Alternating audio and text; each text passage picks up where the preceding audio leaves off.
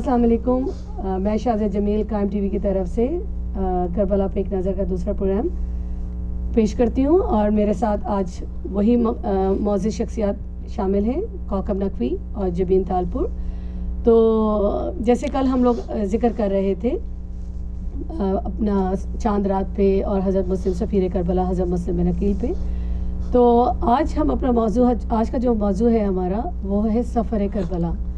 کہ امام حسین نے مکہ سے مدینہ کا سفر جو کیا، تو اس میں جب اپنے سارے خاندان کو لے کر وہ مدینہ سے مکہ گئے ہیں، اور امام حسین کو حج کرنا تھا، مگر جب حج کرنے کے لیے مکہ وہ پہنچے ہیں اور وہاں پہ جب انہوں نے لوگوں کو دیکھا ہے، وہ جانثار جو وہاں مدینہ میں موجود تھے، اس کے علاوہ آپس میں چمگوئیاں ہو رہی تھیں، تو امام حسین کو یہ محسوس ہو گیا کہ حالات کچھ صحیح نہیں ہیں۔ جو خطوط آئے تھے وہ خطوط ان میں سے جھوٹے بھی تھے، سچے بھی تھے، مگر وہاں کے حالات دیکھ کے مدینہ ہی سے اندازہ امام حسین کو ہو گیا تھا کہ کچھ گڑبڑ ہے، تو انہوں نے اپنے حج کو عمرے میں تبدیل کیا، اور وہاں بہت خوبصورت اپنا ایک خطبہ بھی دیا، مولا عباس نے بھی ایک خطبہ دیا۔ تو کوکب، آپ کیا کہیں گی کہ کس طریقے سے، یہ تو ہم نے ڈسکس کیا تھا کہ مکہ سے مدینہ کا سفر اور کس طریقے سے حج کو عمرے میں امام حسین نے تبدیل کیا، اس پہ کچھ آپ روشنی ڈالیں گی؟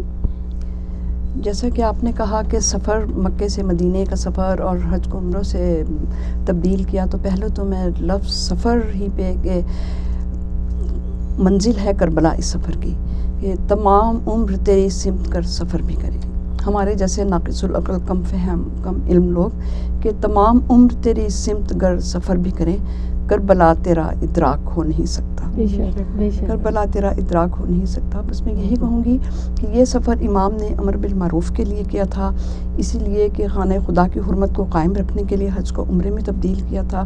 اور واقعی کہ وہ شخصیات جو ان ہستیوں کا ساتھ دے سکتی ہیں، ان کا ادراک اتنا بلند ہو سکتا ہے، یا خدا کی طرف سے انہیں یہ ودیت ہوتی ہے کہ وہ امام کے مقصد کو سمجھ لیں اور اس کار خیر میں، اس سفر خیر میں ان کے ساتھ شامل ہو جائیں۔ تو یہ قافلہ جو روانہ ہوتا گیا، جن جن لوگوں کو خدا نے اس عظیم مقصد کے لیے چن لیا تھا، اس مقصد میں یا اس سفر میں خاندان رسالت کی خواتین کا کردار تو اہم اور مسلم ہے ہی، اور نہ کوئی اس کی اہمیت بیان کر سکتا ہے، نہ ان کے فضائل کو کوئی جان سکتا ہے، ہمیں اتنی سکت ہی نہیں ہے۔ لیکن اس کے علاوہ خدا نے جنہیں کی سعادت بخشی، کچھ ایسی خواتین بھی ہیں اس سفر میں، کیونکہ جبین تالپور موجود ہیں، یہ بہت اچھی روشنی ڈالیں گی۔ تو جیسے جیسے یہ قافلہ روانہ ہوتا گیا، سفر کی صعوبتیں برداشت کرتا ہوا، لوگوں نے جب یہ دیکھا کہ کوئی غیر معمولی مسافر ہیں، غیر معمولی چیز ہیں، تو اس میں اس زمانے میں سفر اونٹوں سے قافلوں کی صورت میں اسی طرح سے ہوا کرتا تھا، تو راستے میں جب پتہ لگا لوگوں کو، تو وہ کچھ لوگ بھی شامل ہوتے گئے، اور جو میرا پوائنٹ ہے یہاں یہ بات بیان کرنے کا،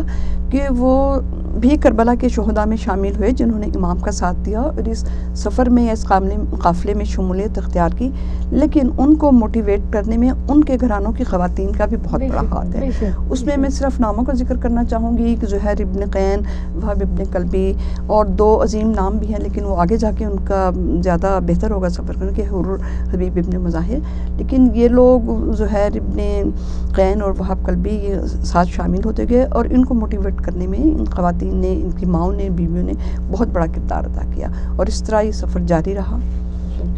دیکھیں، بہت خوبصورتی سے جو آپ نے بیان کیا، اس کے آگے میں بس اتنا ہی کہوں گی کہ پہلے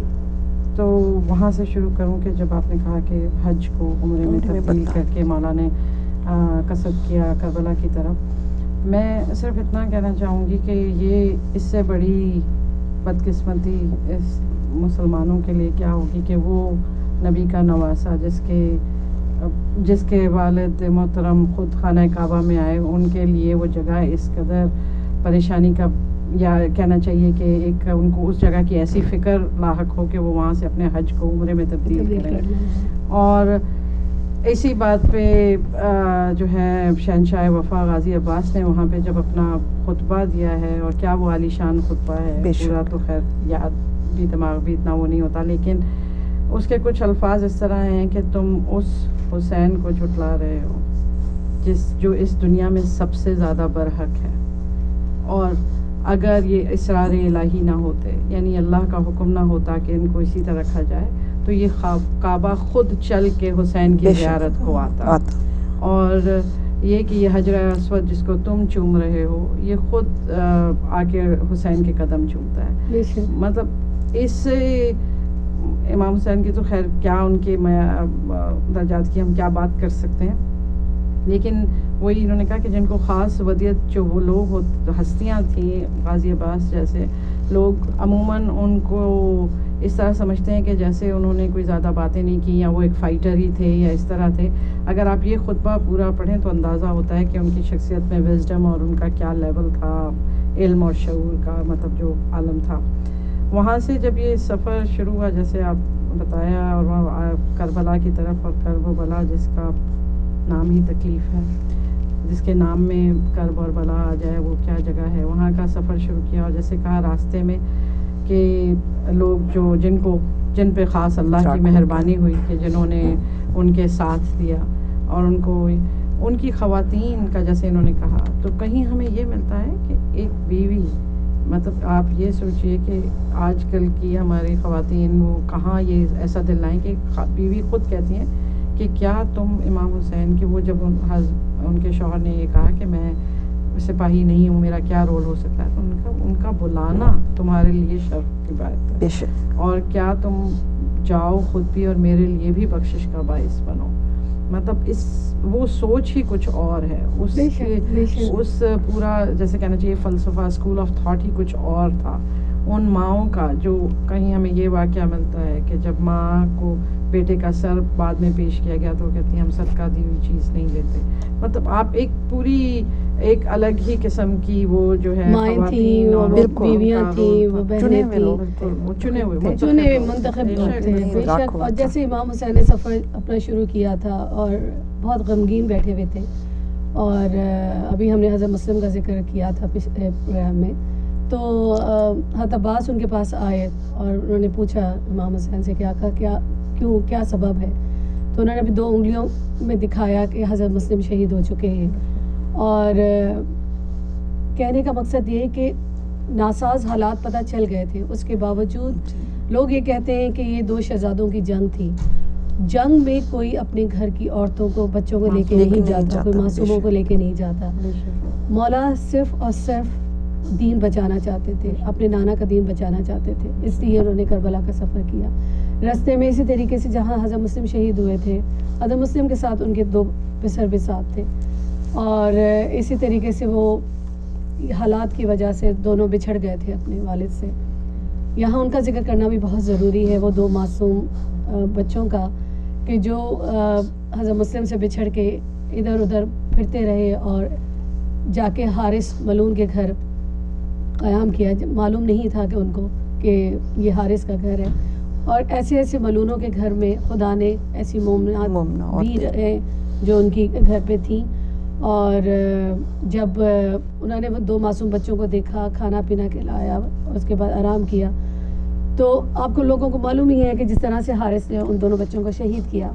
تو اس پہ تھوڑی سی ان بچوں کے بارے میں ہم تھوڑی سی روشنی ڈالیں کوکب کہ ان بچوں کا کیا کردار ہے اس کربلا میں.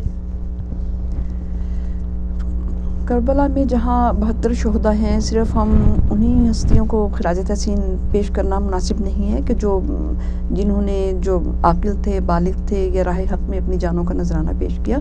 معصومہ کا کردار بھی اتنا ہی زیادہ ہے کہ 6 ماہ کے معصوم علی اصغر سے لے کے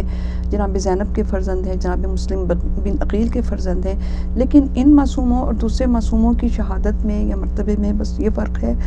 کہ باقی معصوم شہداء اس وقت کربلا میں اپنے وارثوں کے, اپنے ماں باپ کے ساتھ موجود تھے. ایون حضرت علی اصغر شہزادہ جو سب سے کم سن شہید ہیں, اپنے باپ کے ہاتھوں پہ شہید ہوئے. جناب زینب کے صاحبزادے جب شہید ہوئے, ان کو امام حسین علیہ السلام نے بڑے چاؤ سے, پیار سے, بڑے ارمانوں سے ان کو ہتھیار سے جا کے رخصت کیا. جناب مسلم کے جو پسر ہیں یہ ایسے شہید ہیں کہ جو بہت ہی مظلوم ہیں. یہ یتیم ہو چکے تھے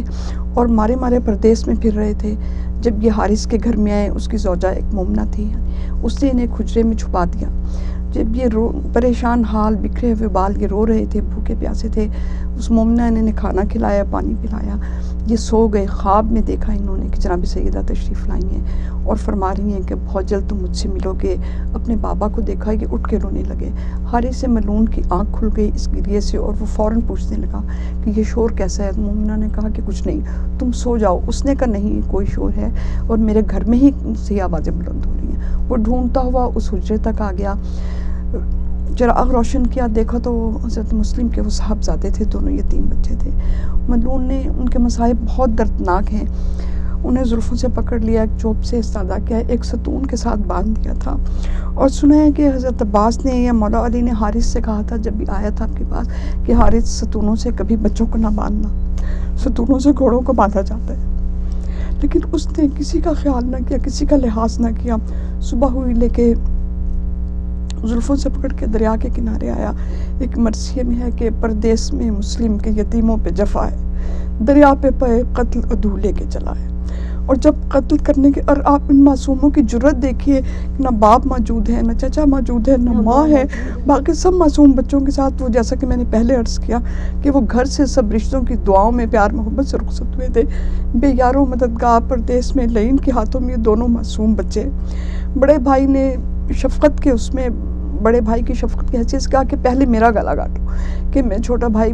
کو میں اپنے سامنے نہیں دیکھ سکتا. چھوٹے نے کہا کہ پہلے میرا گلا کاٹو. خاندان رسالت کے چشم چراغ تھے, ان کی جرت اور شجاعت کا اندازہ یہاں سے کیجئے کہ ان کی رگوں میں بھی وہی خون تھا جعفر طیار کا, مولا علی کا. لیکن اس ملعون نے ایک نہ سنی, دونوں کو ایک دوسرے کو دکھا کے گلا کاٹا اور سر کاٹ کے رکھ لیے اور ان کے لاشیں دریا میں بہا دیے. روایات میں ہے کہ 2 ہاتھ بلند ہوئے اور دونوں لاشوں کو اپنے ہاتھوں پہ لے لیا. ہم اپنے اس پروگرام کی کڑی کو کنٹینیو کریں گے, یا ہم چھوٹا سا بریک لیتے ہیں اور بریک کے بعد دوبارہ آتے ہیں.